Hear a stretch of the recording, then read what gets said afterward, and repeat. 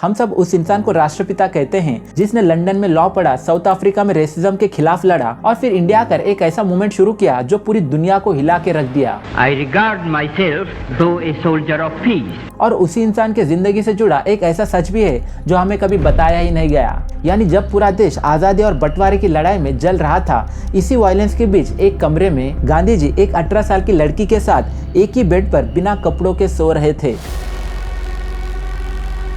जिसे नाम दिया गया द सेलिबेसी एक्सपेरिमेंट। लेकिन सबसे अजीब बात यह थी कि गांधी जी के आश्रम में चाहे कोई भी हो, यहाँ तक कि पति पत्नी भी, उन्हें आश्रम के अंदर फिजिकल रिलेशन यानी शारीरिक संबंध रखना अलाउड नहीं था। पर क्या गांधी जी ने खुद इस रूल को फॉलो किया? वो आदमी जिसे हम सत्य अहिंसा का सिंबल मानते हैं, जिसका नाम नोट पर छपते हैं, जिसके स्टैचूज हर शहर में खड़े हैं, वही आदमी ये कर कैसे सकता है? और सबसे बड़ा सवाल, किसी ने रोका क्यों नहीं? आइए जानते हैं आज की इस वीडियो में। लेकिन दोस्तों, इससे पहले प्लीज हमारे चैनल को सब्सक्राइब जरूर कर देना। 1940s की बात है। गांधी जी अपने पीक पे थे, फ्रीडम मूवमेंट चल रहा था और लोग उन्हें महात्मा मान चुके थे। लेकिन अंदर ही अंदर गांधी जी एक और स्ट्रगल फेस कर रहे थे, वो थी अपने सेक्सुअल डिजायर्स को कंट्रोल करने की स्ट्रगल। गांधी जी का मानना था कि अगर कोई इंसान सच में ब्रह्मचर्य अपना ले, मतलब अपने सेक्सुअल डिजायर्स को पूरी तरह से खत्म कर दे, तो वो स्पिरिचुअली सुपीरियर बन सकता है, सत्य के और ज्यादा करीब पहुंच सकता है। और इसी बिलीफ के चलते गांधी जी ने 1906 47 साल की उम्र में अपनी पत्नी कस्तूरबा के होते हुए भी ब्रह्मचर्य का वचन ले लिया। लेकिन जैसे जैसे गांधी जी 70 साल के करीब पहुंचे, उन्हें लगने लगा कि मेरा सेल्फ कंट्रोल धीरे धीरे कमजोर पड़ रहा है, मेरे सेक्सुअल डिजायर्स अब भी कहीं ना कहीं जिंदा है। और इसी एहसास ने उन्हें एक फैसला लेने पर मजबूर कर दिया, वो था अपनी विल पावर को टेस्ट करना। लेकिन प्रॉब्लम यहाँ ये थी कि ये टेस्ट सिर्फ मेडिटेशन या फास्टिंग का नहीं था, ये टेस्ट था जवान लड़कियों के साथ एक ही कमरे में एक ही बेड पर बिना कपड़ों के सोना। पर कभी आपने सोचा आखिर वो लड़कियां कौन थी जो इस खतरनाक एक्सपेरिमेंट का पार्ट बनी? जानकर आपके पूरे होश उड़ जाएंगे। तो ये कोई बाहर के लोग नहीं थे, ये गांधी जी के अपने आश्रम की लड़कियां थी।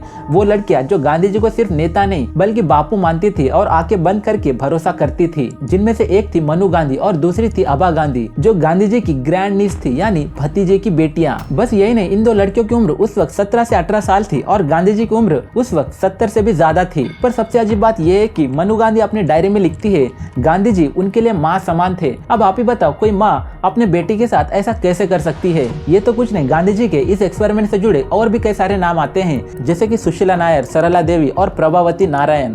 लेकिन जरूर रुकिए, क्या आपने कभी सोचा ये सारी महिलाएं गांधी जी के इस टेस्ट का हिस्सा बनने के लिए कैसे मान गई? क्या वो पागल थी? क्या उन्हें समझ नहीं आ रहा था? तो दोस्तों, बात यह कि गांधी जी उस वक्त सिर्फ लीडर नहीं थे, लोग उन्हें भगवान के रूप में देखने लगे थे। जब वो किसी आश्रम में जाते तो लोग उनके पैर छूते, जब वो भाषण देते तो लोग चुप हो जाते। उनके पास इन्फ्लुएंस, पावर और लाखों लोगों का सपोर्ट था। और यही चीज सबसे डेंजरस है, क्योंकि जब सामने वाला ही इतना पावरफुल हो तो ना कहना ऑलमोस्ट इम्पॉसिबल हो जाता है, स्पेशली जब आप उस इंसान पर डिपेंडेंट हो। मतलब मनु गांधी जो सबसे पहले इस सेलिबेसी एक्सपेरिमेंट का हिस्सा बनी, उसके कोई माँ बाप नहीं थे। जब मनु 12-13 साल की थी, उसकी माँ कैंसर से मर गई, तब से उसका सहारा सिर्फ गांधी जी ही थे। और अबा गांधी के पिता गांधी जी के लिए काम करते थे, उनका पूरा फ्यूचर गांधी जी पे ही डिपेंडेंट था। साथ ही तीसरी महिला सुशीला नायर, जिसका भाई गांधी जी का सेक्रेटरी था, उनकी पूरी फैमिली का सर्वाइवल ही गांधी जी से जुड़ा हुआ था। तो अब आप ही सोचे, अगर मना कर दे तो क्या होता? आश्रम से बाहर निकलना पड़ता। तो हाँ कहना सिर्फ ऑप्शन नहीं था, ये सर्वाइवल का जरिया था। लेकिन दोस्तों, इस सेलिबेसी एक्सपेरिमेंट का जस्टिफिकेशन जिस तरह से गांधी जी ने दिया, वो काफी शॉकिंग था। गांधी जी ने हमेशा कहा ये स्पिरिचुअलिटी से जुड़ा है और उन सारी महिलाओं से कहा कि ये तुम्हारे लिए भी इंपॉर्टेंट है, ये तुम्हारे प्यूरिटी का टेस्ट है। और आप जब किसी चीज को स्पिरिचुअलिटी का टैग देते हो तो फिर वो ज्यादातर गलत नहीं लगती। और सबसे इंपॉर्टेंट बात, ये एक्सपेरिमेंट एक ही रात में अचानक शुरू नहीं हुआ, ये ग्रेजुअल प्रोसेस था जो धीरे धीरे आगे बढ़ा। शुरुआत में गांधी जी इन लड़कियों के साथ सिर्फ वॉक पर जाया करते थे, फिर धीरे धीरे उनसे बॉडी मसाज करवाना शुरू कर दिया, जो कि काफी अजीब था। और उसके बाद रात को एक ही बंद कमरे में सोना स्टार्ट हुआ, फिर एक ही बेड शेयर करना और फाइनली बिना कपड़ों के एक साथ सोना।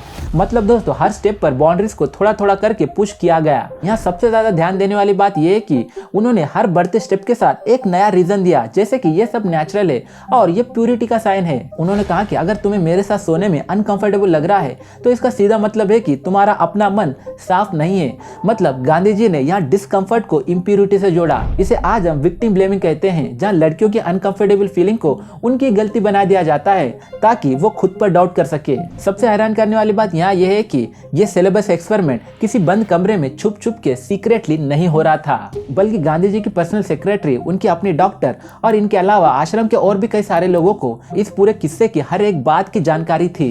यहाँ तक कि गांधी जी ने अपने ऑटोबायोग्राफी में भी इस एक्सपेरिमेंट से जुड़े हर एक सच को खुलकर पूरी दुनिया के सामने रखा। उनके लिए यह सिलेबस एक्सपेरिमेंट सिर्फ शारीरिक संबंध बनाना नहीं था, उनके लिए ये एक टेस्ट था, एक प्रूफ कि वो अपने शरीर से ऊपर उठ चुके हैं, प्रूफ कि उनका माइंड उनके नेचुरल डिजायर से ज्यादा पावरफुल है। जब सरदार पटेल और जवाहरलाल नेहरू जी को गांधी जी के सिलेबस एक्सपेरिमेंट के बारे में पता चला तो वो बहुत ज्यादा हैरान हो गए। ये दोनों नेता जानते थे कि अगर ये बात बाहर आई तो ब्रिटिशर्स इसका फायदा उठाकर गांधी जी की सारी मोरल अथॉरिटीज को खत्म कर देंगे। इसलिए जनवरी 1947 में सरदार पटेल ने गांधी जी को लेटर लिखते हुए कहा कि ये एक्सपेरिमेंट एक बहुत बड़ी गलती है और जितने जल्दी हो सके उतने जल्दी रोक दो। वहीं दूसरी तरफ नेहरू जी भी इस किस्से को लेकर बहुत ज्यादा परेशान थे और उन्होंने इसे अबनॉर्मल और अननेचुरल कहा। नेहरू जी का मानना था कि जब देश आजादी की आखिरी लड़ाई लड़ रहा है तब ऐसे पर्सनल एक्सपेरिमेंट लोगों को भटका सकते हैं और मूवमेंट को और ज्यादा कमजोर कर सकते हैं। गांधी जी ने इन सारी बातों को नजरअंदाज करते हुए इन सारे एक्सपेरिमेंट्स को स्पिरिचुअलिटी का नाम दिया। लेकिन दोस्तों आपको क्या लगता है, प्लीज हमें कमेंट्स में जरूर बताना और ऐसे वीडियोस के लिए हमारे चैनल को लाइक शेयर के साथ सब्सक्राइब जरूर करना। मिलते हैं नेक्स्ट वीडियो में। Until then see you, bye bye.